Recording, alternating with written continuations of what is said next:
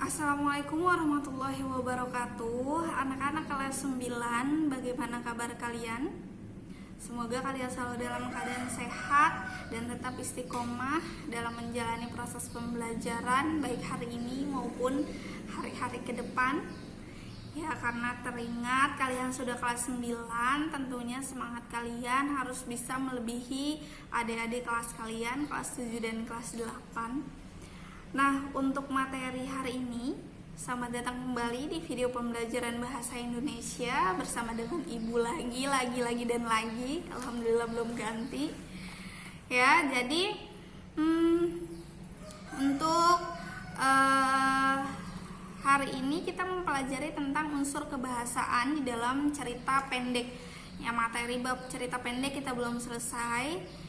Ini ada materi tentang unsur kebahasaan. Kalian bisa simak di bukunya ya, unsur kebahasaan di dalam cerita pendek. Nah, jadi Ibu menambahkan di sini unsur kebahasaan di buku kalian nggak ada, tapi di dalam cerita pendek itu sering sekali soal-soal itu muncul tentang pronomina atau kata ganti. Nah, pronomina persona atau kata ganti orang ya. Jadi dibagi menjadi 3, yaitu orang pertama, orang kedua, dan orang ketiga. Pronomina persona, kata ganti orang pertama, orang kedua, dan orang ketiga.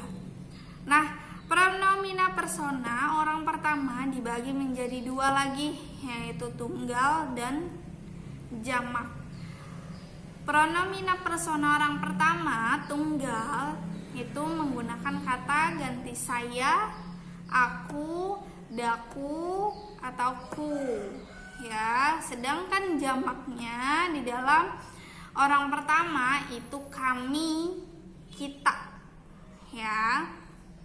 Nah, terus selanjutnya sedangkan pronomina persona orang kedua, tunggal ya, tunggal itu kamu, engkau, anda. Itu menggunakan kata tersebut, kata gantinya. Yang tunggal orang kedua itu kamu, engkau, anda. Nah, sedangkan jamaknya itu kalian atau anda sekalian. Jadi berbeda ya, kami dengan kalian. Kami dengan kalian. Kalau kami itu kata ganti orang pertama jamak. Sedang kalau misalnya kalian, kata ganti jamak orang kedua. Nah, selanjutnya pronomina persona orang ketiga, tunggal itu ia, dia, beliau, atau nya. Ya. Diulangi, jadi orang ketiga tunggal itu menggunakan kata ganti ia, dia, beliau, atau nya. Nah, secara jamaknya orang ketiga kata ganti jamaknya itu mereka. Jadi beda. Jadi bedakan antara kami, anda sekalian, atau kalian dengan mereka. Itu beda tuh. Kalau kami, kita, nah itu kan jamak orang pertama. Kalau kalian, jamak orang kedua. Kalau mereka, jamak orang ketiga. Nah, itu yang disebut dengan pronomina persona, kata ganti orang. Yaitu sering sekali dipakai di dalam teks cerita pendek. Jadi tidak hanya menggunakan nama saja, tapi terkadang menggunakan pronomina persona ini, baik orang pertama, ketiga maupun yang kedua. Nah, setelah itu terdapat kata khusus atau kata umum. Nah, di sini kata khusus ini memiliki makna yang lebih kecil dibandingkan kata umum. Contoh dari kata khusus, misalnya apel, itu kata khusus. Kata umumnya apa? Buah, seperti itu. Misalnya kata khususnya kelinci, berarti kata umumnya hewan, seperti itu. Ya. Terus apalagi? Misalnya kata khususnya itu rumput, kata umumnya tanaman, seperti itu ya. Jadi itu yang membedakan kata khusus dan kata umum. Jadi kata khusus itu memiliki makna kecil, sedangkan kata umum itu memiliki makna yang luas, seperti itu. Nah, terus yang ketiga, selain pronomina dengan kata khusus, terdapat majas di dalam cerita pendek. Tentunya di dalam kelas 7 dan kelas 8 kalian sudah menemukan banyak sekali majas. Nah, di sini lebih ditekankan kembali tentang majas metafora. Majas metafora itu membandingkan suatu benda dengan benda lain. Membandingkan suatu benda dengan benda lain, itu majas metafora. Majas itu tersendiri masih ingat kan kalian? Jadi majas itu merupakan bahasa kiasan. Betul sekali. Contohnya di sini majas metafora, tangannya lembut bagaikan sutra. Nah, seperti itu. Itu contoh dari majas metafora. Jadi membandingkan suatu benda dengan benda lain. Tadi contohnya tangannya lembut seperti sutra. Nah, itu. Selanjutnya yang kedua terdapat majas personifikasi. Nah, di sini personifikasi sering banget muncul di soal-soal bahasa Indonesia. Itu majas personifikasi merupakan benda mati yang seolah-olah hidup. Contohnya, matahari itu tersenyum kepadaku. Aduh, serem kan kalau beneran senyum, ya nggak sih? Jadi hanya bahasa kiasan aja bahwa matahari itu terbit bercahaya gitu. Ya nggak senyum beneran. Nah, itu contoh dari personifikasi. Atau contohnya pulpen menari-nari di atas kertas. Nah, itu bisa.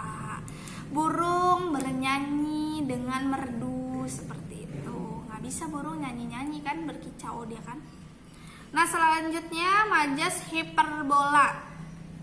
Majas hiperbola merupakan bahasa yang berlebihan. Jadi lebay. Ya, kalau bahasa anak mudanya lebay. Hiperbola bahasa yang berlebihan, bahasa yang lebay. Contohnya di sini, aku menangis sampai mengeluarkan air mata darah. Nah, seperti itu. Lebay banget kan? Masa nangis sampai keluar air mata darah, itu udah nangis berapa tahun lamanya kan? Itu udah lebay. Maksudnya di sini, aku menangis sampai mengeluarkan air mata darah, maksudnya udah sedih banget rasanya. Perasaannya itu seperti itu. Itu hiperbola, permainan kata hiperbola. Jadi melebih kata yang berlebih-lebihan. Tuh. Kata yang lebay itu hiperbola. Nah, selanjutnya terdapat majas litotes.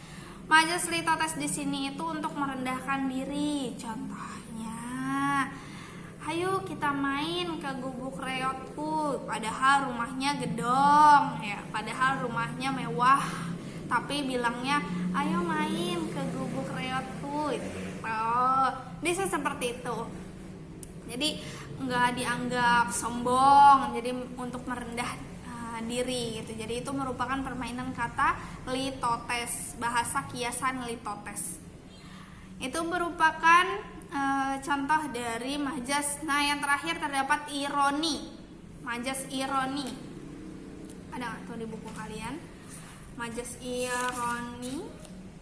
Ya, terakhir kan tuh ya buku kalian terdapat majas ironi. Ironi itu merupakan sindiran halus. Contohnya di sini, wah gambarmu bagus sekali, padahal gambarnya luar biasa bagusnya. Padahal gambarnya kurang bagus, tapi dibilangnya wah gambarmu bagus sekali gitu kan. Nah, itu sindiran halus, itu majas ironi. Ya, itu sering tuh kalian pakai tuh kalau misalnya kalian lagi main ejek-ejekan kan, lagi bercanda sama temen, kadang suka kayak gitu. Ya, itu contoh dari sindiran, contoh dari majas ironi. Nah, maksudnya itu sindiran halus. Nah, itu merupakan beberapa bahasa kiasan yang dibahas di buku kalian. Masih ada lagi, masih banyak lagi sebenarnya majas. Bisa kalian baca di buku kalian, situ lengkap sekali. Ada majas perbandingan. Bisa kalian cari tuh kalian dengan QR code. Di situ kan ada, nanti bisa kalian scan. Nah, di situ ada materinya banyak. Ada terdapat majas, ada majas perbandingan, majas pertentangan, majas sindiran. Lalu ada majas penegasan juga, itu bisa kalian cari tahu sendiri atau di platform lainnya kalian bisa Google, bisa kalian searching, ya kan? Majas-majas apa saja yang terdapat di dalam yang bisa digunakan di dalam cerita pendek, pasti semua bisa digunakan. Jadi kalian pelajari saja, kalian cari tahu lebih tentang bahasa kiasan atau majas. Ya, untuk materi pertemuan hari ini itu saja. Ibu akhiri, semoga bisa dipahami dengan baik dan bisa bermanfaat untuk kalian, dan kalian tetap bisa bermanfaat untuk banyak orang juga. Itu saja dari Ibu, terima kasih. Assalamualaikum warahmatullahi wabarakatuh.